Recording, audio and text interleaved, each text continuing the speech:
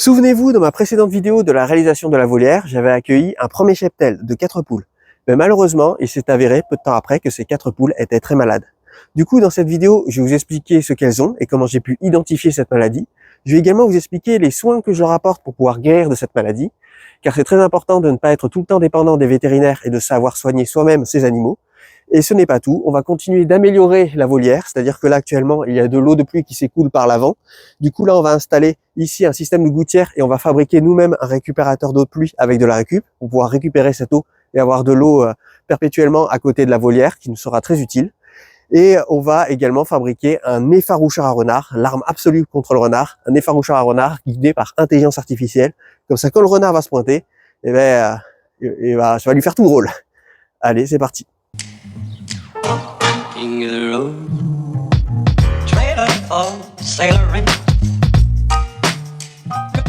Alors on va commencer par faire un tour de la volière qu'on avait réalisé ensemble dans les précédentes vidéos, histoire que je vous fasse un retour d'expérience. Et sachez que voilà, depuis que j'ai mis les poules avec le grain, et bien là, depuis toutes les nuits, les rats se déchaînent autour de la volière pour essayer de trouver un accès pour entrer à l'intérieur. Alors comment ça se fait qu'il y a plein de rats ici? J'habite en ville, et en ville, malheureusement, on a des gros problèmes de rats. J'ai d'ailleurs un terrier qui est pas loin, qui est juste ici, un gros terrier de rats, qui est sous la cabane du voisin. Vous voyez, ça a été fraîchement retourné. Là, il y a des rats qui vivent là-dessous. Et ils vivent à plein d'autres endroits où il y a des cabanes. Ils vivent sous les cabanes. Heureusement, de mon côté, les rats n'ont pas d'accès pour aller sous la volière. En tout cas, pour l'instant. Et puis, bien sûr, grâce à la jupe de grillage qui est enterrée vers là, là, normalement, les rats, ils peuvent pas creuser. Donc, pour l'instant, ils n'ont pas encore réussi, sauf un. Tiens, là, ça a été fraîchement retourné, là, vous voyez. Et ils essayent de passer, de trouver des accès. Et là, pour l'instant, il n'y en a qu'un seul qui a réussi à passer. Et par où il est passé par là-haut. Là, vous voyez, là-haut, j'ai grillagé le sommet de la volière. Voilà. Et en fait, là, il est passé par là. Alors là, du coup, j'ai mis des serflex pour bien fermer les grillages l'un contre l'autre. Mais en fait, vous voyez, avant, il n'y avait pas tous ces serflex-là. Là, il y avait un petit espace et il est passé par là. Il a grimpé le long du grillage. Il s'est faufilé sous, ici, les plaques de polyester. Et après, il a réussi à passer par là. Du coup, il est tombé là. Je vous mets à côté la vidéo parce que du coup, je l'ai filmé. Il est tombé à côté et après, il s'est caché sous une gamelle. Et en fait, il était coincé à l'intérieur de la volière, impossible pour lui de sortir, grâce au fait que le grillage est doublé partout, avec du grillage spécial anti-rongeur. Donc il n'a pas réussi à sortir, il s'est retrouvé piégé, et le lendemain, les poules l'ont tué. Mais voilà, un seul rat a réussi à passer, et pour l'instant, il a réussi à passer que par là. Mais sinon, toutes les nuits, j'entends des tonnes de rats qui se baladent partout, et qui essaient de trouver des accès, et pour l'instant, il n'y en a qu'un seul qui a réussi à trouver. Alors au niveau des aménagements à l'intérieur de la volière, pour l'instant j'ai mis 2 distributeurs qui me restaient de mes anciens élevages de poules. Voilà, ce sont 2 distributeurs qui permettent aux poules... Oula, elle est énervée elle. Ce sont 2 distributeurs qui permettent aux poules d'être autonomes pendant une semaine. Donc là, un distributeur de graines, ici. Et à côté, un distributeur d'eau, ici. Alors le problème avec le distributeur d'eau, c'est que quand il fait trop froid, l'eau ici gèle et du coup il se vide intégralement. Donc il faut vraiment faire attention à ça. Mais plus tard, on en fabriquera des bien meilleurs et des bien plus efficaces. Mais ça fait le job en attendant. Et les poules sont très contentes. Ensuite, un comportement que j'avais hésité à en parler dans la précédente vidéo, parce que j'étais pas sûr que ces poules-là le fassent. Mais comme toutes les poules que j'ai eues ici dans ma précédente volière, elles dorment sur le toit du poulailler au lieu de dormir dans le poulailler. Et c'est pas faute de la nuit aller les déplacer du toit pour les remettre à l'intérieur. Mais systématiquement, elles préfèrent largement dormir sur le poulailler que dans le poulailler. Du coup, au final, ça m'arrange un petit peu parce que ça me permet d'avoir de l'entretien en moins à faire. C'est-à-dire que l'intérieur, là, est parfaitement propre. Après, je vais quand même changer régulièrement, on ne sait jamais, mais l'intérieur, là, elles font pas leurs besoins à l'intérieur. Et du coup, elles font leurs besoins sur le toit du poulailler. Alors, au niveau de l'entretien, là, quand elles font ici leurs besoins, ça tombe ici, après ça tombe là, et après ça tombe dans les bacs ici de récupération, où j'ai mis du sable, et après il me suffit de récupérer ça et de mettre ça au potager. Donc voilà, ça permet d'avoir un entretien. Mais après, ce que je fais, c'est que très régulièrement, ici, j'ai un vieux pot qui me reste. J'ai ici la petite pelle, et je récupère ici les crottes pour pouvoir faire propre. Au niveau de la ponte, elles pondent très bien, c'est-à-dire que j'ai toujours entre 3 à 4 œufs, jamais plus, jamais moins. Et du coup, ça permet de couvrir entièrement mes besoins, voire même plus que mes besoins, parce que j'ai du mal à arriver à bout de tous ces œufs. Mais du coup, ben là, ça me diminue énormément ma consommation en viande, parce que ça m'a diminué de moitié ma consommation en viande, en protéines. Sachant que je coupe parfois la viande avec des légumes riches en protéines, comme par exemple les fèves que je fais pousser au potager. Il m'en reste encore plein dans mes congélateurs. Et ça permet d'avoir une alimentation assez diversifiée, avec des protéines végétales et animales, ce qui est plutôt bien pour la santé. Et elles pondent que d'un côté, ici elles pondent pas. Mais ce n'est pas grave. En plus des deux distributeurs, du distributeur d'eau et de nourriture, j'ai rajouté une troisième gamelle. Et dans cette gamelle, je mets tout ce qui est friandise, c'est-à-dire tous les restes de cuisine, toutes les épluchures, etc. Je mets tout à l'intérieur de cette gamelle et ça permet d'éviter que ça soit en contact avec le sol et que ça se salisse. Là au moins, ça permet de gagner en hygiène. C'est bien meilleur parce que si on laisse la nourriture au sol à chaque fois et qu'on jette tout au sol, à la fin ça se salit, sachant que les poules sont constamment en train de faire leurs besoins là, ça c'est pas terrible au niveau de l'hygiène. Alors pour que ça soit bien plus propre, je mets tout à l'intérieur de cette gamelle et elles prennent que ce dont elles ont besoin à chaque fois et elles laissent le reste à l'intérieur. Donc c'est plutôt pas mal. Ce qui est bien avec cette volière, c'est que le soleil rentre à l'intérieur en hiver, c'est-à-dire que vu que le soleil est beaucoup plus bas, là il est rasant, et il rentre à l'intérieur de la volière du matin jusqu'au soir. Donc quand les poules se réveillent le matin et qu'elles ont assez froid, elles peuvent se mettre au soleil et récupérer un peu de chaleur. Ça leur fait beaucoup de bien, mais bien sûr, là après plus tard, elles vont avoir accès à tout ce jardin-là. Et vous savez quoi, on va les libérer aujourd'hui pour la première fois pour qu'elles découvrent leur nouvel environnement. Bon, là c'est un peu le bordel parce qu'on va faire du bricolage dans cette vidéo. Donc là c'est tout le matériel nécessaire pour notre bricolage. Et voilà, là on va libérer les poules et comme ça on va pouvoir voir leur comportement à l'intérieur de leur nouvel environnement. Ah, elles attendent que ça. Ouh là là, bah déjà elles me suivent.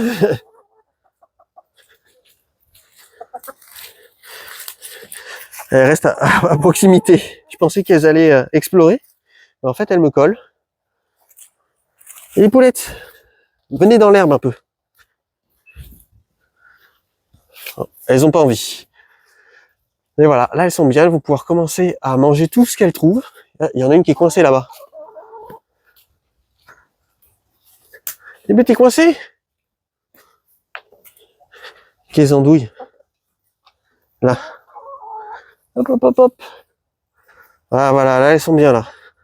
Là ce qui est bien c'est que les poules elles vont pouvoir manger un maximum d'herbe avec tout l'espace qu'elles ont. Je pense que cette zone de mon terrain ne va pas se transformer en tas de boue, mais il faudra quand même faire attention. Au pire, je peux toujours les enfermer pendant le temps que l'herbe se mette à repousser. Mais là, voilà, elles se régalent, ça leur fait vachement de bien. Elles peuvent faire de l'automédication en se soignant en mangeant de l'herbe. Franchement, elles se régalent. Elles peuvent manger du pissenlit et toute une variété. Et là, j'ai mis ici une gamelle d'eau propre. Comme ça, dès qu'elles ont soif, elles peuvent toujours venir boire ici sans avoir à rentrer systématiquement dans la volière qui est vraiment à l'autre bout. Voyons le matériel dont on va avoir besoin dans cette vidéo pour notre bricolage. Alors j'ai ici un vieux bidon cassé qu'on va se servir pour pouvoir fabriquer un récupérateur d'eau de pluie en suivant mon propre tuto que j'avais fait l'année dernière. Au final, le récupérateur d'eau de pluie que j'avais fabriqué dans le tuto m'est tellement utile que je m'en sers en permanence pour arroser les plantes d'intérieur, pour laver des choses, pour laver mes chaussures ou laver mes outils. Donc là maintenant, je vais en fabriquer un second en suivant ce tuto. Et on va faire une version améliorée parce que du coup l'autre j'ai un retour d'expérience dessus, donc j'ai pu voir les points où j'aurais pu l'améliorer. Donc on va faire une version améliorée. Dessus j'ai une tranche de pain de mie, ça c'est pour donner le médicament aux poules. Je vais vous expliquer après ce qu'elles ont et comment je les soigne. Ensuite j'ai une gouttière ici et différents raccords et différents outils pour pouvoir installer la gouttière. Allez, c'est parti. Avant d'installer la gouttière qui sera là-haut pour pouvoir récupérer l'eau, elle sera positionnée comme ça. On va d'abord prendre des mesures avec le niveau à bulle pour voir s'il y a une pente préexistante. Donc, comment je pose ça? Voilà. Pour voir s'il y a une pente préexistante là-haut, parce que si jamais il y a une grosse pente, c'est quelque chose qu'il faudra corriger pour que ça soit bien droit. Donc là, le problème, c'est que c'est pas pratique ici pour prendre les mesures. Je dirais qu'il y a une pente qui descend vers là-bas. Mais c'est très important lorsqu'on mettra les fixations de la gouttière pour savoir comment on va les positionner. Alors j'ai un petit souci, c'est que la marche que j'avais prévue ici, elle est trop longue, je m'en doutais un peu. Et là du coup, ça va limite dans la gouttière, mais ça dépasse presque. J'ai peur que s'il y a beaucoup de pluie, ça passe par-dessus. Donc ce que je vais faire, c'est que les fixations de la gouttière, au lieu de les fixer ici et que ça soit plaqué ici contre, j'ai essayé de gagner quelques millimètres en plus en fixant ici au niveau des raccords en métal pour gagner quelques millimètres. Je pense que ça peut le faire.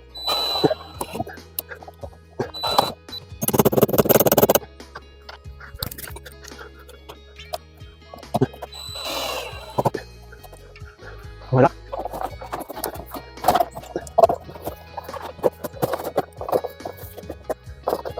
Avec l'escabeau, c'est quand même mieux. Alors voyons ce que ça donne déjà comme ça. Au niveau du niveau à bulle. Ah ouais, là c'est parfait, parfait. À ce niveau-là, je vais mettre un raccord de jonction parce que la gouttière ici est pas assez longue. Il va falloir que j'utilise la seconde gouttière que j'avais pris. Donc là, un raccord de jonction. Donc on va le fixer de telle façon qu'il soit à peu près à la même hauteur que l'autre. Bon, on va faire une petite découpe ici parce que j'ai pas envie que ça dépasse trop loin. Je veux que ça soit le plus propre possible. Donc on va faire une découpe pour que ça s'arrête pile poil à ce niveau-là. Je déteste couper cette foutue gouttière. Vous allez vite comprendre pourquoi.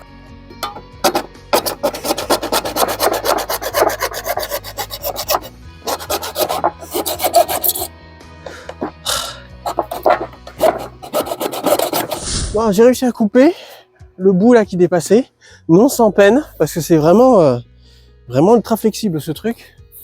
Donc là, on va pouvoir le fixer ici définitivement, celui-là. Et après, l'autre, on verra comment on va faire. Voilà.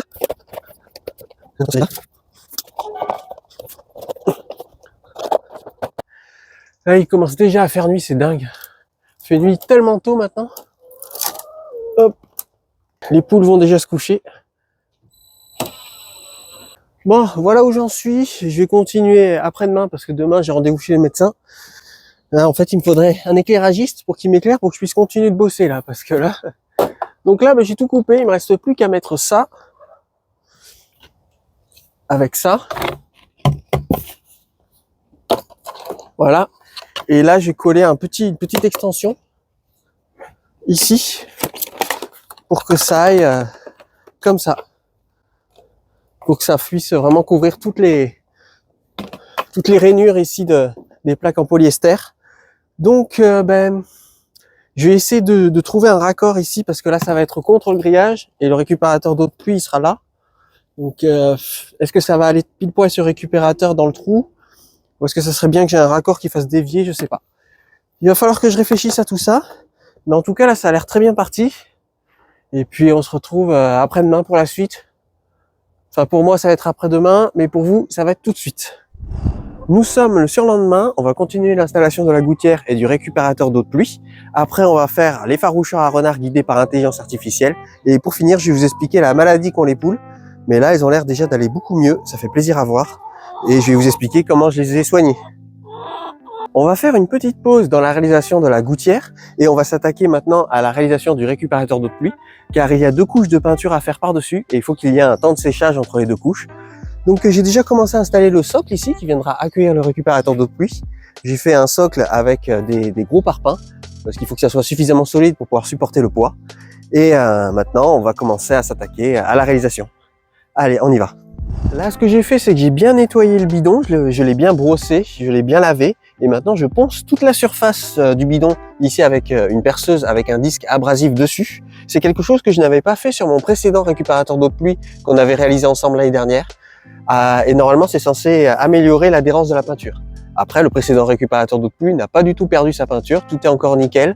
Mais je vais essayer de faire un peu mieux cette fois-ci, voir si ça rajoute une différence. Et puis surtout, faut pas oublier que ce bidon-là sera là où il y a le poulailler et que les poules risquent de se frotter contre. Donc je préfère que ça soit un peu mieux. Donc hop, c'est parti.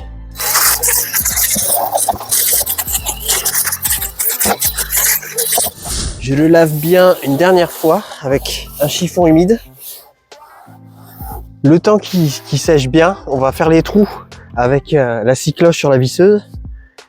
Et du coup, là, gros problème, c'est qu'il y a 2 trous là en haut. On dirait que l'ancien propriétaire de ce bidon avait déjà fait des trous pleins, mais ils sont hyper mal, enfin il y en a 2 quoi, c'est un peu compliqué. Moi je voulais rajouter un raccord supplémentaire Donc je vais essayer de faire mon trop-plein un peu plus bas du coup. Là, c'est là où il va falloir être très précis. Donc là, j'ai utilisé ce raccord en fait. Là, ça va être la partie qui sera à l'intérieur et ça à l'extérieur. Ou plutôt l'inverse. Ça comme ça vers l'intérieur. Et du coup, il faut que je sois bien positionné. Et je vais le faire plus bas que ce que j'avais fait dans mon précédent tuto. C'est-à-dire que mon précédent tuto, j'avais fait un peu haut pour qu'il puisse y avoir une décantation de l'eau et que tout ce qui est déchets qui tombent dans l'eau finisse au fond de la cuve et que du coup ça ne finit pas dans l'eau quand on ouvre le robinet. Mais là cette fois-ci je vais le faire un peu plus bas parce qu'au final je trouve que j'ai peut-être mis le robinet un peu trop haut sur ma précédente cuve. Donc hop, c'est parti.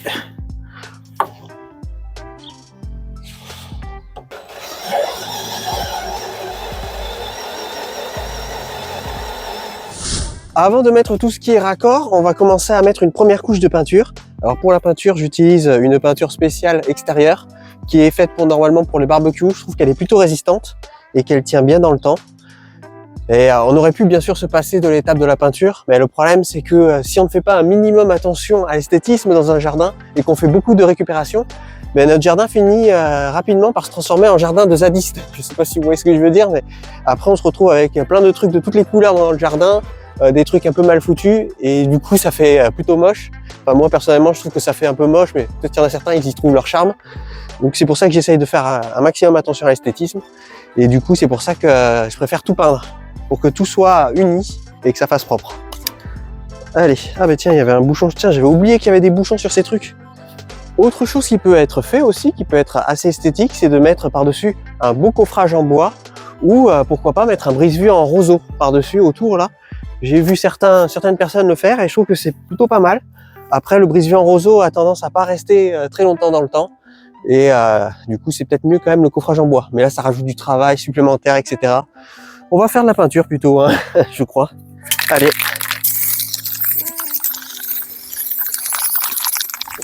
Voilà, le bidon a eu sa première couche. Donc en attendant qu'il sèche, on va terminer d'installer la gouttière. J'ai fait un petit assemblage ici avec un raccord de gouttière où on met ici le tuyau. Et j'ai rajouté un petit bout de gouttière ici que j'ai collé avec de la colle PVC et avec un bouchon pour éviter que l'eau s'en aille. Ça va du coup être positionné ici. Voilà. Donc là, cette fois-ci, vu que c'est plutôt lourd, je vais plutôt mettre 2 vis plutôt qu'une. Donc là, il y a les trous pour mettre les vis. Je vais en mettre 2. Comme ça, au moins, je suis sûr que ce sera résistant. Donc, hop.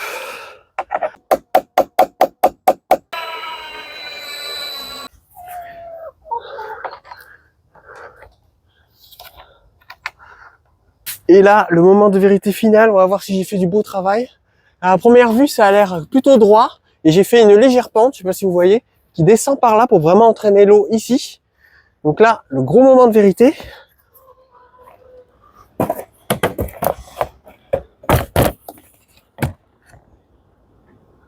Ah, c'est parfait. Ah, c'est parfait. Franchement, c'est nickel. Ah, je suis content. Ah là, ça c'est propre.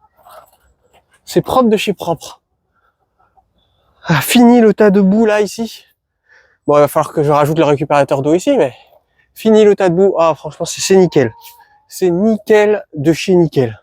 Maintenant, il reste plus que la pièce maîtresse, le récupérateur d'eau de pluie qui va se loger ici. Allez, on s'attaque à la seconde couche. Là, ça a l'air d'avoir séché, quasiment séché. Oui, si jamais vous vous demandez pourquoi il y a mon brise-vue qui s'arrête juste ici, c'est parce que j'en avais plus, mais après, je vais mettre une bande de brise-vue là pour que ça fasse propre. Mais là, j'ai mis ça pour l'instant parce qu'en fait, regardez, il y a du lierre ici qui pousse sur le poteau. Et il faut d'abord que je coupe le lierre et que je m'en débarrasse, que je le dézingue, parce que sinon, il risque de pousser à travers le brise-vue. Allez, c'est parti. Bon, je me suis mis à l'abri parce que là dehors le temps s'est gâté d'un coup. Alors ici j'ai installé un robinet. Je l'ai pas filmé parce que là j'ai galéré à mort. J'ai pas utilisé la bonne scie cloche et du coup j'ai dû reponcer l'intérieur du trou pour pouvoir l'agrandir pour pouvoir installer le robinet. Ça a pas été une mince affaire. Et ici j'ai installé un raccord universel qui va servir de système de trop-plein. Où dessus je vais pouvoir greffer n'importe quel tuyau et ça me sera très utile pour pouvoir alimenter les abreuvoirs automatisés. Mais là, ça y est, la cuve est terminée. J'ai rajouté ici tout autour des raccords un joint d'étanchéité avec de la colle PVC Gel Plus. Ça, elle est trop bien cette colle. Avec, je répare toutes les fuites, je répare absolument tout chez moi. C'est pas un placement de produit, mais franchement, pour tout ce qui est système d'arrosage ou pour tout ce qui est tuyau d'évacuation enterré, avec, je répare tout. C'est trop bien. Donc j'en mets aussi bien en surface pour pouvoir faire de l'étanchéité que aussi à l'intérieur des manchons avant de les emboîter pour que ça tienne bien. Franchement, je suis très content de cette colle et d'ailleurs je l'ai fini, il va falloir que je rachète. Donc là, normalement, ça devrait le faire. Hein. On va voir ça. Ça tombe bien, il pleut. On va pouvoir tester ça en conditions réelles. Et je suis assez content de moi. Franchement, nickel. Bon, on va amener le récupérateur d'eau de pluie là-bas au poulailler. Et puis, c'est parti pour l'installation. Bon, ma gouttière semble parfaitement fonctionner. Franchement, nickel. Aucune fuite nulle part. Donc là, maintenant, ce que je vais faire, c'est que je vais modifier la disposition des parpaings parce que j'avais sous-estimé la largeur du pied du récupérateur d'eau de pluie. Donc là, j'ai bien disposé ça pour que ce soit bien stable. Là, on voit l'eau qui est récupérée ici. Par contre, là, il y a peut-être une petite fuite là quand même. Il faudra que je corrige ça plus tard. Après, c'est pas gênant parce que le récupérateur d'eau de pluie, il est large. Donc franchement, ça devrait le faire. Hop. On va mieux faire ça. Tiens, les cocottes. Voilà, les poules, elles veulent sortir, sauf qu'il est hors de question qu'elles sortent alors qu'il pleut. Parce que ces nouilles, elles sont capables de se mettre sous la pluie. Ces grosses nouilles. Et de finir en poule mouillée. Voilà, là j'ai trouvé la disposition parfaite. C'est-à-dire que j'ai trouvé un bon compromis entre le fait que s'il y a des feuilles, ça ne bouchera pas le tuyau. Donc voilà, s'il y a trop de feuilles mortes, sachant que voilà, on est ici dans un milieu forestier, donc ça peut rapidement se boucher. S'il y a des feuilles, ça ne se bouchera pas. Et également, même s'il y a du vent, l'eau tombera systématiquement dans la cuve. Donc là, franchement, c'est pas mal. La cuve est à niveau, tout me semble parfait. Donc maintenant, ce qu'on va faire, c'est qu'on va mettre par-dessus un système qui va servir à la fois de filtre et de moustiquaire pour éviter que les moustiques viennent pondre à l'intérieur. Donc là, par rapport à mon précédent tuto, j'ai opté pour une moustiquaire beaucoup plus résistante. Après, celle que j'avais utilisée dans mon précédent tuto, elle est toujours valable, hein, elle fonctionne toujours parfaitement bien. Elle n'a pas été trouée ou quoi que ce soit. Mais là, je me suis dit que je vais mettre quand même une moustiquaire un peu plus résistante. Donc voilà, et le système de fermeture, j'ai utilisé cette fois-ci un tendeur. Là, c'est quelqu'un qui m'avait suggéré d'ailleurs dans les commentaires, je remercie, c'est une très bonne idée. Donc hop, je vais mettre ça par-dessus. Voilà, là c'est parfait. Un petit coup de ciseau.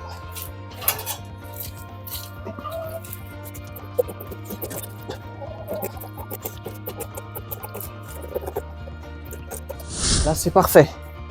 C'est bien tendu. Donc là ce qui est bien c'est que quand il va y avoir des feuilles qui vont tomber, elles vont se dessécher et j'aurai juste à faire ça pour les enlever. Les moustiques ne pourront pas, et autres insectes, ne pourront pas aller à l'intérieur pour aller pondre des œufs. Et également, s'il y a des animaux sauvages qui veulent se poser dessus, ils ne risquent pas de rentrer dans l'eau et de rester coincés à l'intérieur et de mourir du coup en restant coincés à l'intérieur du récupérateur d'eau de pluie. C'est un très bon compromis. La pluie qui tombe ici va également rentrer à l'intérieur de la cuve. Il va pas y avoir que la pluie qui va sortir ici du tuyau. Donc franchement, c'est pas mal. C'est un bon périmètre. Donc là, franchement, nickel.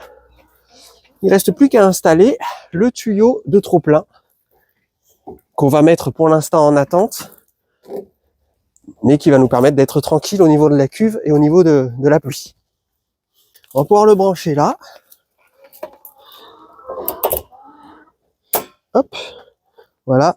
Et on va pouvoir rediriger l'eau où on veut, de préférence le plus éloigné possible du poulailler et de la zone où on circule, la zone où on marche. Ça y est, j'ai fini, j'ai nettoyé tout le chantier. Et là, on peut voir le résultat final. Là, franchement, les poules, elles vont être au top.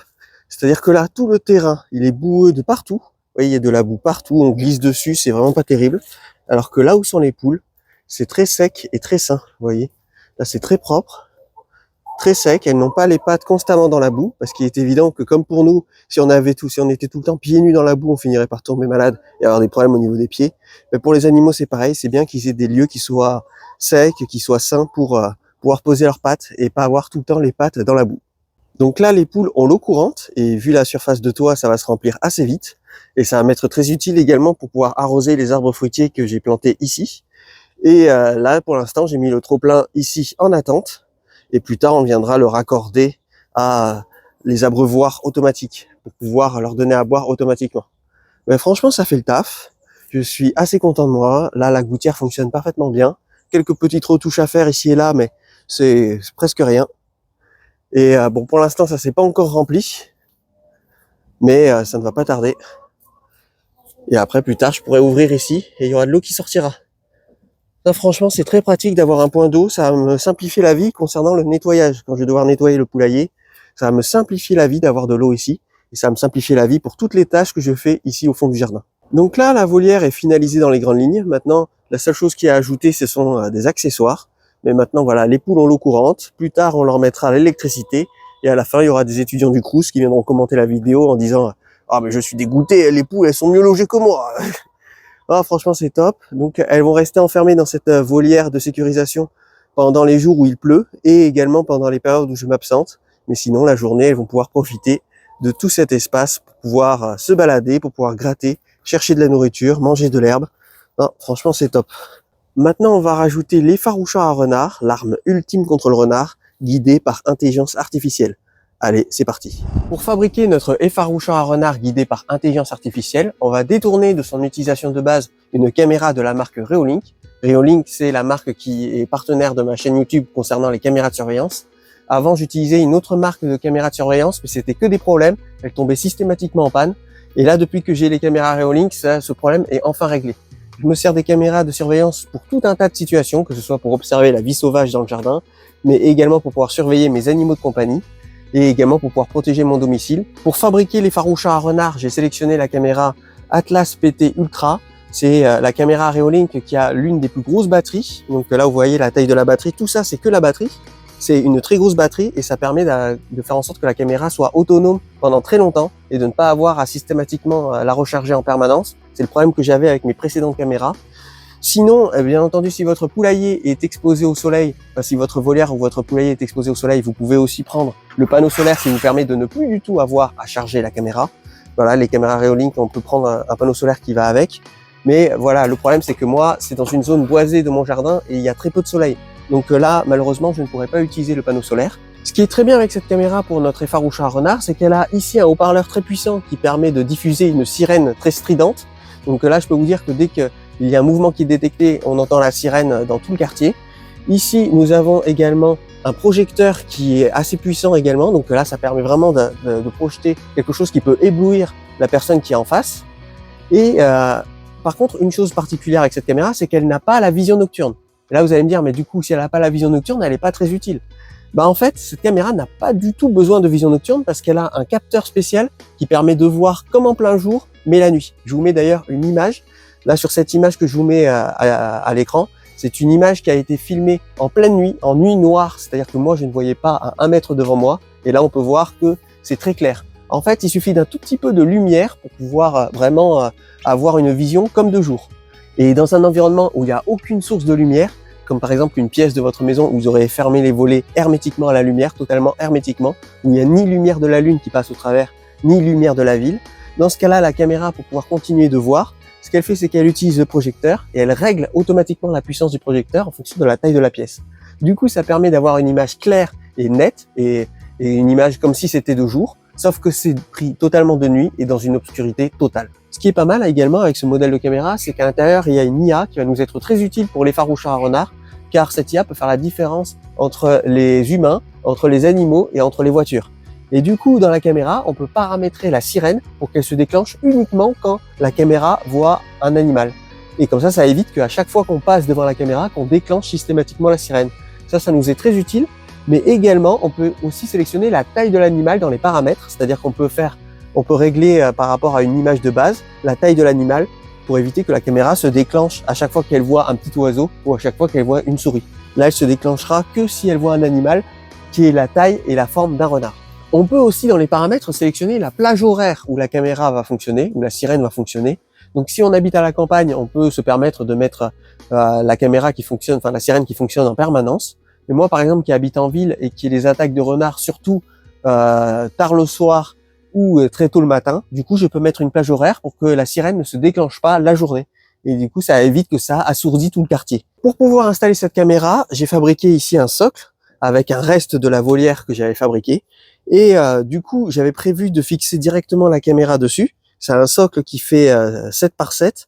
Sauf que le problème, c'est que là, les fixations sont trop larges. Donc, ce que j'ai fait, c'est que j'ai vissé dessus, hop là, une planche de palette. Voilà, j'ai fixé la planche de palette et j'ai fixé l'attache de la caméra sur la planche de palette. Parce que ce qui est bien avec cette caméra, c'est qu'elle a une fixation qui permet d'avoir la caméra qui s'emboîte et qui se désemboîte via un aimant. Vous voyez, hop. Là, vous voyez, là, ça maintient très bien. Et si jamais on doit recharger la caméra, on a juste à déclipser, hop. Et ça, on peut le recharger à la maison. Du coup, c'est vachement pratique. Au lieu d'avoir à tout le temps dévisser et revisser la caméra, là, on a juste à déboîter et à remboîter. Hop. Voilà. Et pour augmenter la durabilité du poteau, ce que j'ai fait, c'est que j'ai mis par-dessus, parce que quand on met un poteau dans son jardin, il faut toujours mettre une protection par-dessus. J'ai mis un capot en métal pour éviter que l'eau tombe dessus, s'infiltre à l'intérieur du bois et le fasse pourrir. Et voilà. Et là, nous avons notre effaroucheur à renard guidé par intelligence artificielle. Notre effaroucheur à renard, je vais l'installer ici.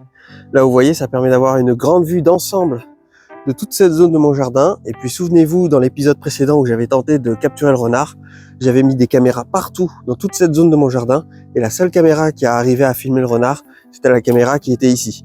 Et d'ailleurs, c'était pas une caméra Reolink, c'était une petite caméra toute pourrie. Et malgré ça, le renard avait quand même eu peur de cette petite caméra alors qu'elle bougeait même pas.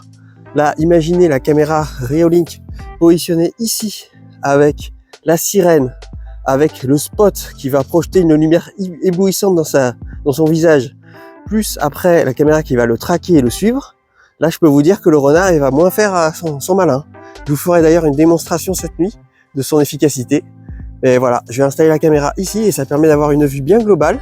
Et ça permet d'avoir une vue à 360 degrés pour pouvoir surveiller les poules, où qu'elles soient, la journée. Là, vous voyez, ça me permet de voir toute cette zone où il y a les poules. Allez hop, on va planter le support de poteau.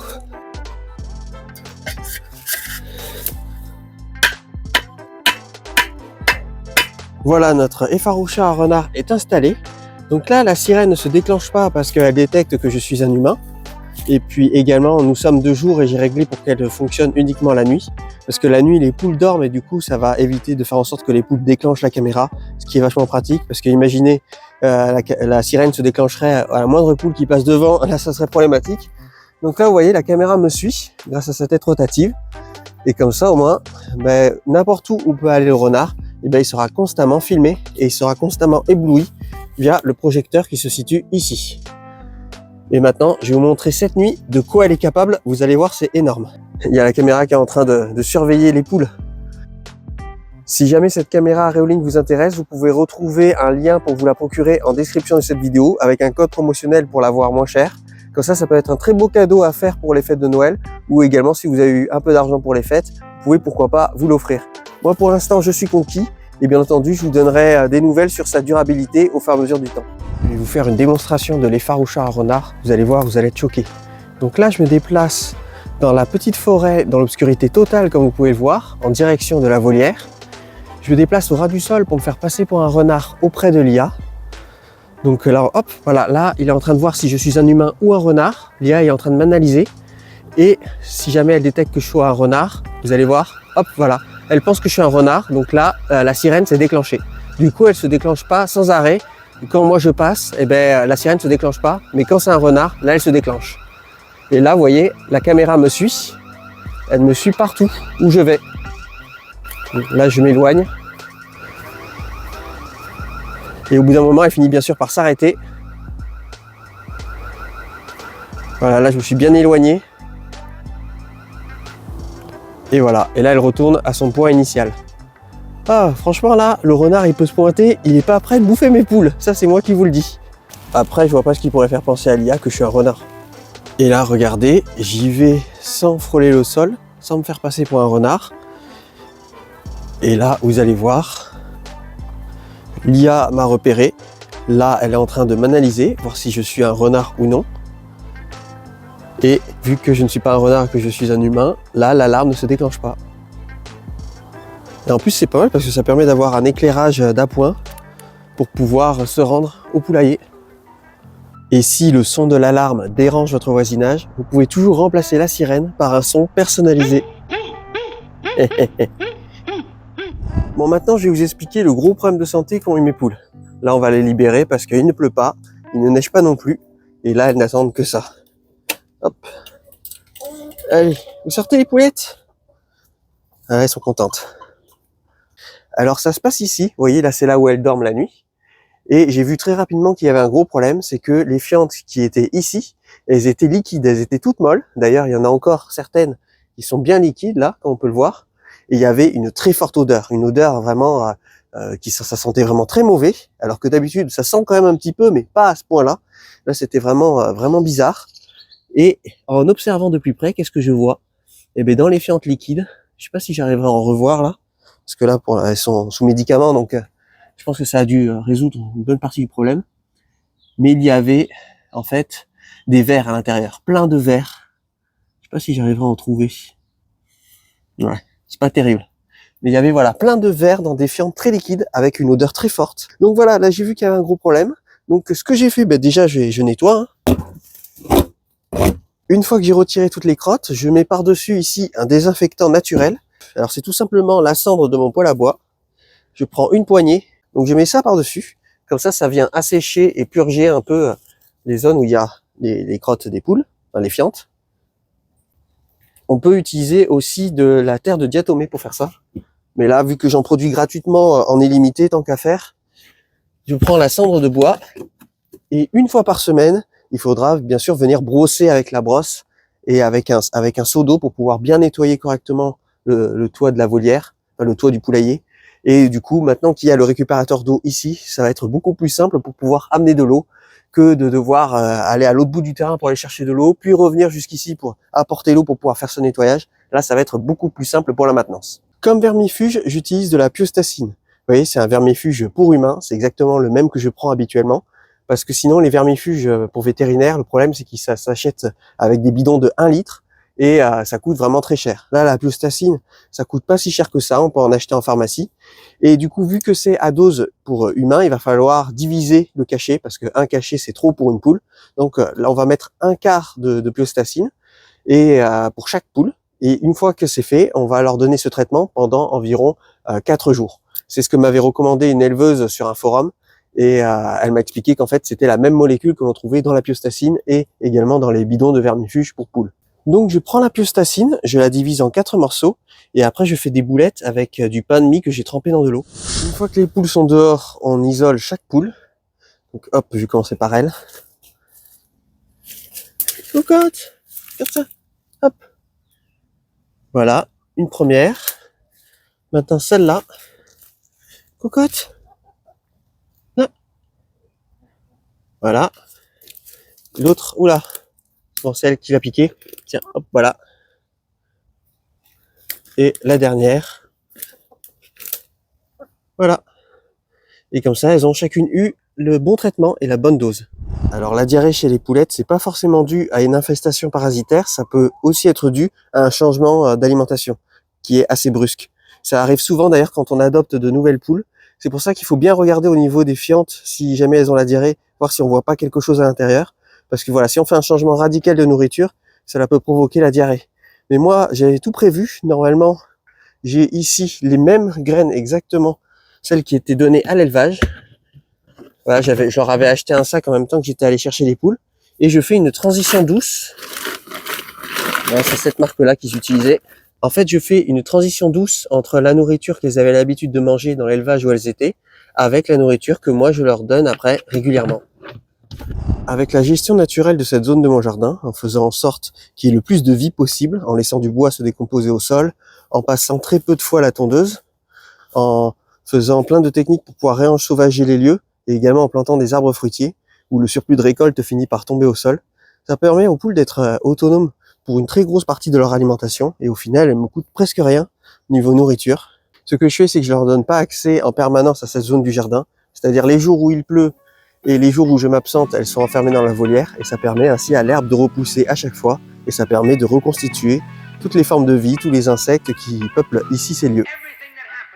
Merci énormément aux membres de la communauté qui permettent la survie de la chaîne en me soutenant financièrement, soit via le Tipeee, soit en cliquant sur le bouton rejoindre de la chaîne.